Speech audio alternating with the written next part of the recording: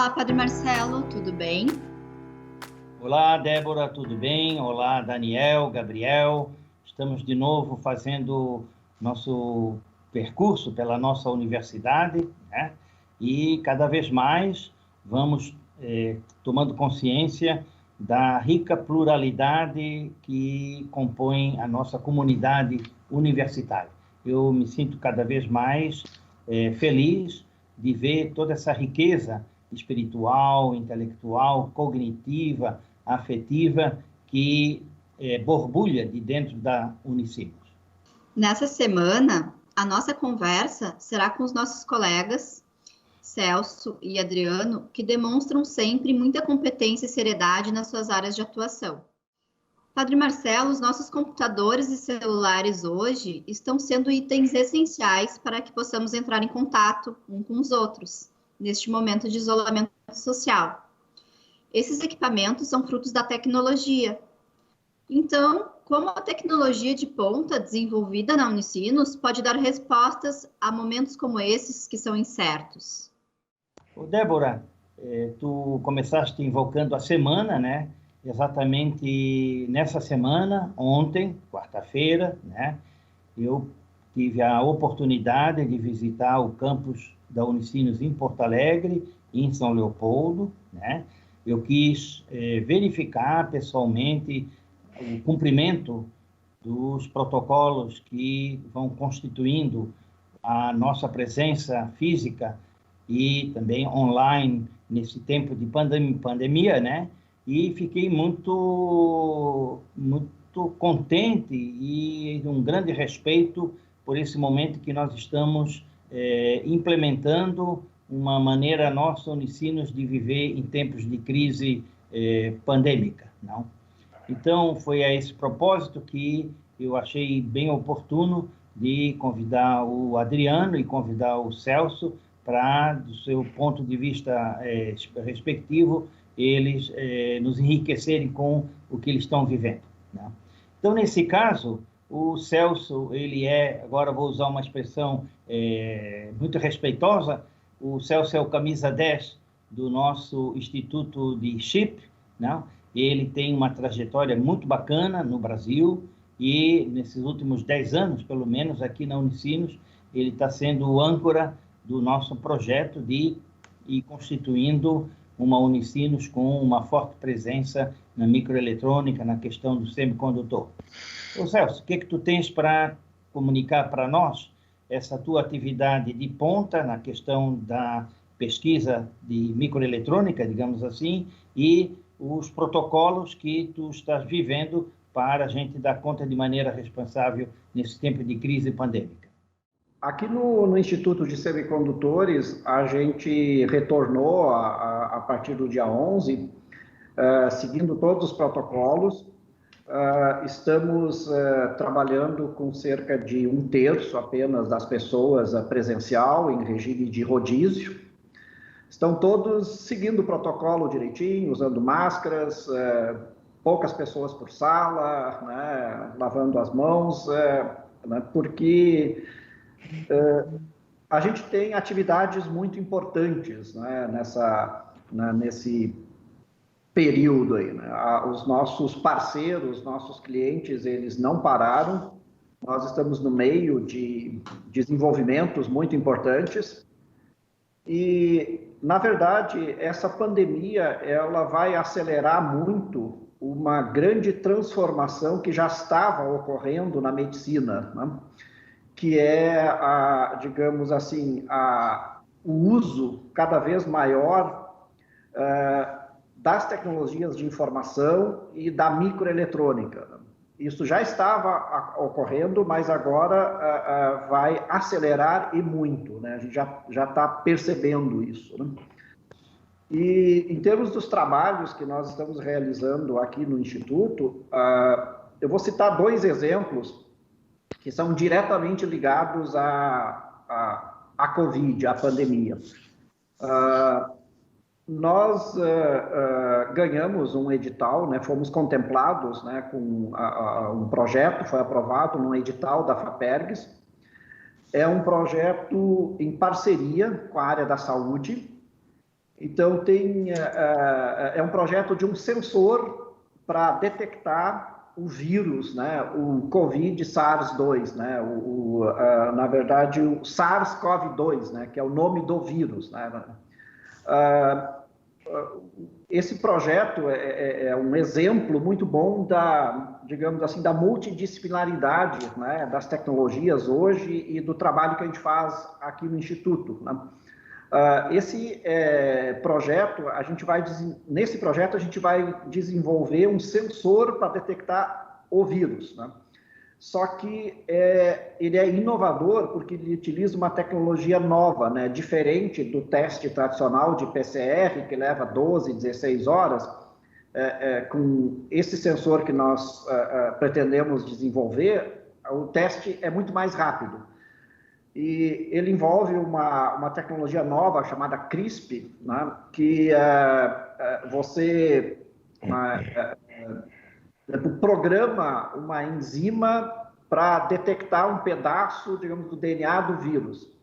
E uma vez que essa enzima, né, detectou esse pedaço do vírus, a gente detecta isso num sensor, né, à base de grafeno. Então é interessante porque ele envolve a área da saúde, biologia molecular.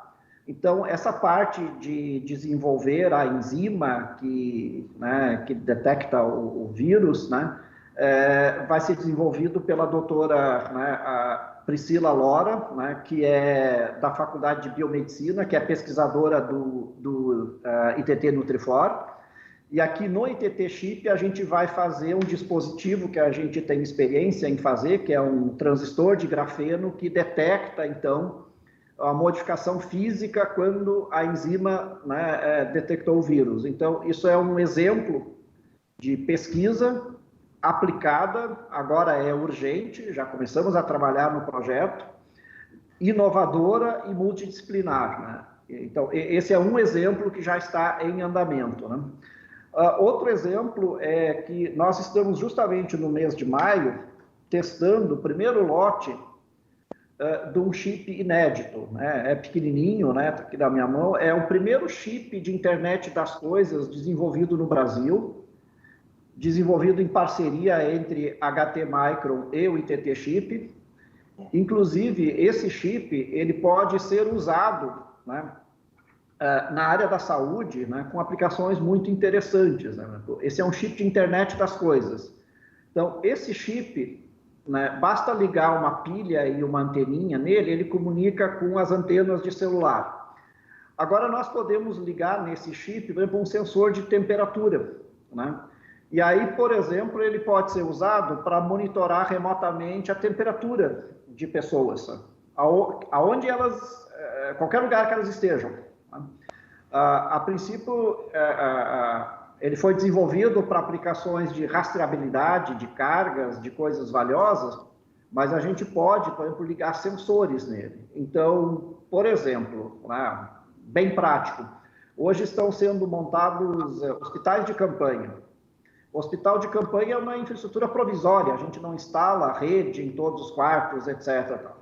Eu poderia, por exemplo, usar esse chip, uma pilha, uma anteninha e um sensor de temperatura, né, em cada paciente, e ele ficar monitorando remotamente a temperatura do paciente, né? Então, isso são exemplos da área da saúde que a gente vai ver cada vez mais, que é a medicina remota, o monitoramento remoto, o uso da tecnologia, né, para facilitar e para monitorar, digamos assim, em tempo integral, né? Eu poderia, né, de uma forma, né, simples, monitorar a temperatura de todas as pessoas, ou pelo menos de pessoas do grupo de risco remotamente, né? Então, são dois exemplos do uso da tecnologia que a gente está, né, trabalhando atualmente aqui no ITT Chip, né? Obrigado, Celso. Nossas inúmeras viagens para vários países, para visitar os melhores institutos de pesquisa sobre semicondutor e agora também grafeno, né, mostra o rumo que nossa universidade está dando no sentido de fortalecer a contribuição da Unicinos para a pesquisa e a ciência nacional. Muito obrigado mesmo, Celso. Padre Marcelo, a Unicinos vem pautando suas decisões pelo cuidado e atenção com as pessoas frente à pandemia. Os campi estão com acesso restrito para aquelas atividades essenciais que exigem presença física. Como a Unicinos vem se preparando para receber as pessoas com segurança? Olha, nós temos um comitê de crise, composto por mais ou menos de 15 a 20 colegas, não? E foi nesse comitê que o nosso colega, o diretor, professor Cristiano Richter, ele concebeu um plano de contingenciamento, e esse plano de contingenciamento ele foi discutido, ele sofreu contribuições de várias áreas, não? E hoje, então, ele tem um efeito institucional muito robusto, não? E ontem, então, na minha visita a Unicinos Porto Alegre e Unicinos São Leopoldo, eu pude constatar o respeito que está se tendo na observação e no cumprimento das disposições. E por isso, então, eu creio que quem tem muita autoridade, digamos assim, para falar sobre isso é o nosso gerente, o Adriano. Eu gostaria, Padre Marcelo, de fazer uma pequena lembrança, né? No ano de 2009, nós trabalhamos fortemente no plano de emergências da universidade, né? Foi um ano muito duro trabalhando em cima desse plano, e eu lembro bem que numa das apresentações desse plano para um grupo de trabalho na reitoria, o professor Valandro, né, nos questionou sobre pandemia, né? E aí, no nosso grupo de trabalho, surgiu ali algumas dúvidas, né? E nós, então, retornamos com esse grupo e colocamos no nosso plano de emergência alguma coisa relacionada à pandemia, né? Pois bem, passados 4, 5 meses, nós nos deparamos com uma pandemia, né? Da onde que nós iríamos imaginar que aconteceria isso tão rapidamente, né? Então, em março, quando a universidade parou com as suas atividades, né, nós criamos um plano de contingência liderado pelo professor Cristiano, né, onde nós, com muita técnica, com muita ordem, a gente conseguiu, então, dividir esse plano em 3 regimes de atuação, né? O primeiro regime, que foi o regime severo, que foi aquele momento lá em março, onde nós fechamos por completo os nossos campos, onde ninguém entrava, né? E agora, no último dia 11, então, nós migramos para o regime moderado, onde os acessos começam a acontecer de forma muito controlada e muito rigorosa, né?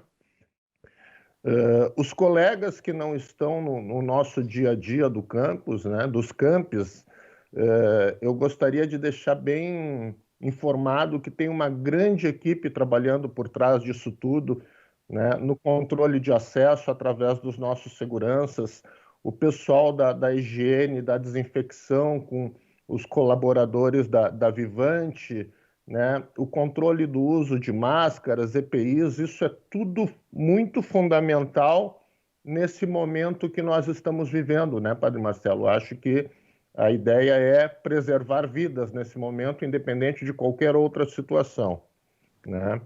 Então, é mais ou menos isso que vem acontecendo na nossa universidade nos últimos 60 dias, né? É tudo muito novo, a gente ainda está aprendendo, cada dia nós temos uma nova realidade e a gente precisa lidar isso com muita calma, com muita atenção, né? E a gente vai, a cada dia, aprendendo um pouco mais. Eu gostaria de deixar aqui, Padre Marcelo, um agradecimento, a minha homenagem e a minha gratidão pelo engajamento de todos os colegas que estão envolvidos nesse processo e que a gente tem trabalhado muito para que a nossa universidade esteja segura e que, quando todos retornarem ao convívio, nós vamos ter excelentes resultados nesse trabalho que foi feito durante esse resguardo. Acho que seria isso da nossa parte, da nossa área de segurança e mobilidade. Adriano, muito obrigado. Por favor, transmite a todas as pessoas, os colegas, as colegas. Eu penso muito na figura que nós vimos ontem, a senhora lá trabalhando como estudante lá, e de repente o estudante que estava na frente dela era o filho dela que estava ajudando ela a estudar e aprender. Foi uma cena tão impactante. Daniel, tu não podes imaginar o impacto que de repente vê uma mãe e o filho ajudando a mãe a estudar. Essa é a nossa Unicinos. Olha, muito obrigado a vocês.